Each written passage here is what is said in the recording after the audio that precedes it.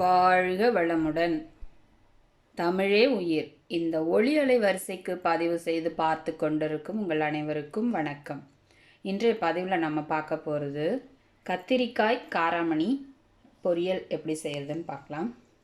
அதுக்காக நான் எடுத்திருக்க பொருட்கள், காராமணி ஒரு 200 கிராம் எடுத்து நைட்டே ஊற வச்சு இதை வேக வச்சு எடுத்திருக்கேன். ஒரு 10-15 அளவு கத்திரிக்காய் எடுத்திருக்கேன். ஒரு பெரிய தக்காளி, ஒரு பெரிய வெங்காயம். இந்த காராமணி கொஞ்சம் வாயு தன்மை இருக்குன்றதுனால நான் ஒரு 10 பல் பூண்டு எடுத்திருக்கேன். சிறிதளவு கருவேப்பிலை. அதை தாளிக்கிறதுக்கு நான் வீட்டிலே செஞ்ச தேங்காய் எண்ணெய், தாளிக்கிறதுக்கான கடுகு, உளுந்து, ஜீரக கலவை, அதுக்கு தேவையான உப்பு, நான் குழம்புக்கு பயன்படுத்துகிற மிளகாய்த்தூள், குழம்பு மிளகாய்த்தூள், அது சிறிதளவு மஞ்சப்பொடி. இதை பயன்படுத்தி இன்றைக்கி கத்திரிக்காய் காராமணி பொரியல் எப்படி செய்கிறதுன்னு பார்க்கலாம். ஒரு மண்சட்டி வச்சுக்கோங்க. அதை அடுப்பில் ஆன் பண்ணிக்கலாம். சிம்மில் வச்சுக்கலாம். சட்டி காஞ்சோடனே எண்ணெய் விட்டுக்கலாம். சட்டி காஞ்சிருச்சு. ஒரு 2-3 ஸ்பூன் அளவுக்கு எண்ணெய் விட்டுருங்க.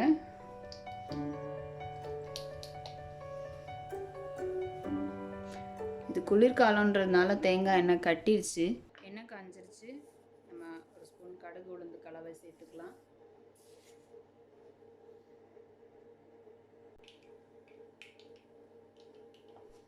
கடுகு பொரிஞ்சிருச்சு. நம்ம இந்த பூண்டு, கருவேப்பிலை, வெங்காயத்தெல்லாம் சேர்த்துக்கலாம்.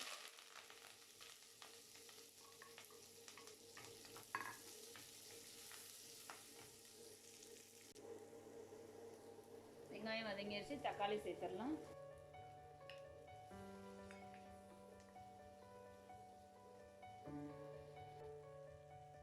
வெங்காயம் தக்காளி எல்லாம் வதங்கிருச்சு. இப்போ நம்ம நறுக்கி வச்சிருக்க கத்திரிக்காய் சேர்த்துடலாம்.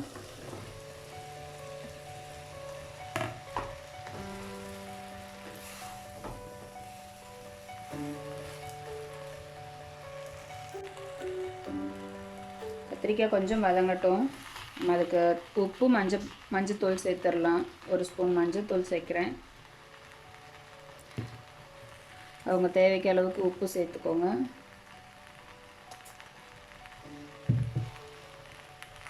இப்போ இதை கலந்து விட்டுட்டு நம்ம மூடி வச்சிடலாம். இது கொஞ்சம் நேரம் வதங்கட்டும்.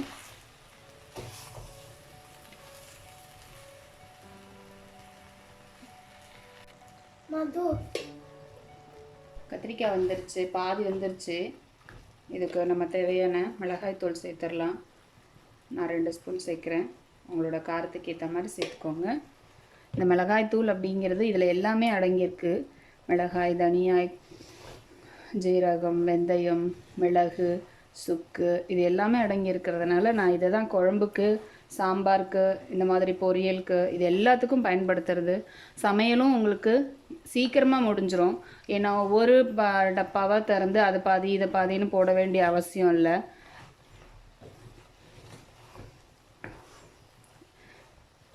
மிளகாய்த்தூள் சேர்த்தாச்சு. இப்போ நம்ம வேக வச்சுருக்கிற இந்த காராமணியும் இதில் கலந்துடலாம். இதில் தண்ணி எதுவும் சேர்க்காதீங்க. நம்ம வேக வச்சுருக்கிற காராமணியுடைய தண்ணியும் கத்திரிக்காயில் நம்ம வதங்கியிருக்கோம் இல்லையா, அதுவுமே சரியாக இருக்கும். இதை நல்லா கிளறிட்டு இதை கொஞ்சம் மூடி வச்சுருங்க. நல்லா வெந்துருச்சு. நம்ம இப்போது இந்த இடத்துல நிறுத்திடலாம். இது மேலே கொத்தமல்லி தூவி விட்டுக்கோங்க இருந்ததுன்னா.